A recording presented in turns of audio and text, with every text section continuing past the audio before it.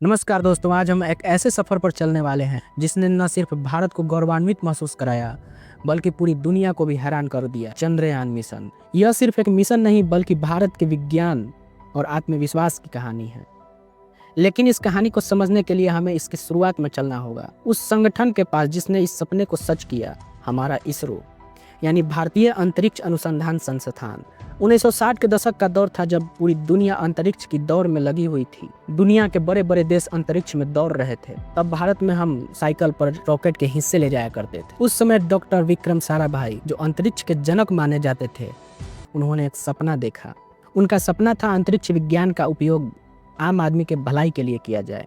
और इस सपने को सच करने के लिए 15 अगस्त 1969 यानी 1969 में इसरो की स्थापना किया गया। इसके बाद इसरो ने कई मील के पत्थर हासिल किए। आर्यभट्ट भारत का पहला उपग्रह था और फिर भास्कर, उसके बाद एक पर एक इसरो की प्रगति होते चली गई और उसने एक के बाद एक सैकड़ों सैटेलाइट अंतरिक्ष में भेजे।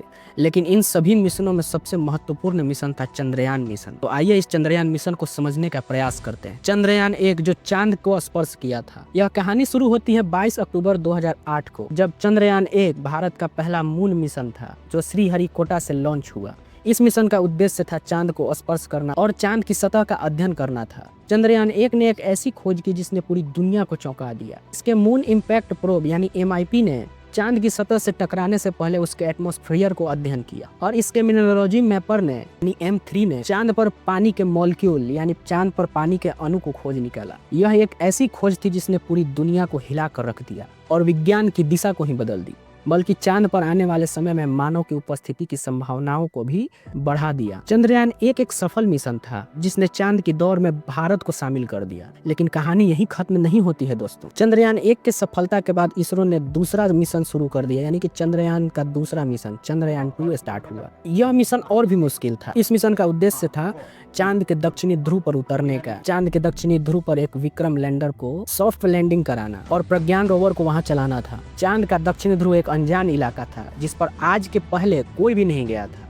कहने का मतलब कि चंद्रयान दूसरा मिशन के पहले तक कोई नहीं गया था, वह एक अनजान इलाका था। यह सबसे बड़ी चुनौती थी कि वहां कैसे लैंड किया जाए। 22 जुलाई 2019 को चंद्रयान 2 लॉन्च हुआ। सब कुछ प्लान के मुताबिक चल रहा था दोस्त, और ऑर्बिटर भी चांद की कक्षा में सफलतापूर्वक पहुंच चुका था।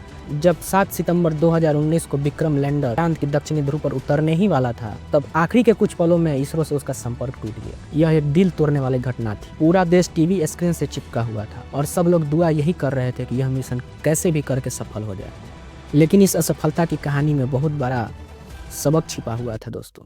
असफलता सफलता के विपरीत नहीं है, बल्कि यह सफलता का हिस्सा है। चंद्रयान 2 तो सफल नहीं हो सका, लेकिन इसरो ने हार नहीं मानी। उन्होंने एक सीख ली, उन्होंने डेटा का अध्ययन किया, अपने कमियों को समझा और एक नई कोशिश की। चंद्रयान 3 इतिहास रचने वाली कहानी।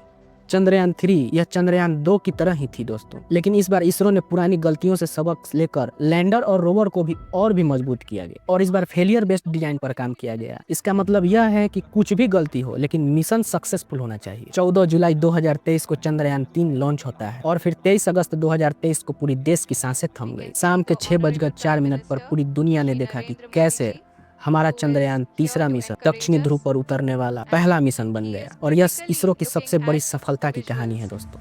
विक्रम लैंडर ने सफलतापूर्वक चांद के दक्षिणी ध्रुव पर सॉफ्ट लैंडिंग की। भारत चांद के दक्षिणी ध्रुव पर पहुंचने वाला पहला देश बन गया और चांद की सतह पर पहुंचने वाला चौथा देश बन गया। और यह मिशन की सफलता एक बार फिर साबित कर दिया कि अगर इरादे मजबूत हों, कोई भी मुश्किल बड़ी नहीं होती है। प्रज्ञान रोवर ने चांद की सतह पर आश्चर्यजनक खोजें की, जैसे कि सल्फर की उपस्थिति इत्यादि। चंद्रयान 1, चंद्रयान 2 और चंद्रयान 3 यह सफर सिर्फ विज्ञान का नहीं था, यह सफर था धैर्य का, कड़ी मेहनत का और सपनों का सफर था। इसरो ने दिखाया कि छोटे से शुरुआत से बहुत बड़े सफर किए जा सकते हैं। शुरुआत करना आना चाहिए दोस्तों। चंद्रयान एक उज्जवल भविष्य की शुरुआत है और हम अब गगनयान और आने वाले इसरो के मिशन की तरफ देख रहे हैं, जैसे चंद्रयान 4 और चंद्रयान 5, जिसमें जापान हम लोग का सहयोग करेगा। यह कहानी एक प्रेरणा है कि कैसे एक राष्ट्र ने अपने सपने को साकार किया, कैसे उसने अपने असफलताओं से सीखकर खुद को सफल करवाया, कैसे भारत को आगे बढ़ाया, कैसे भारत को विजयी किया।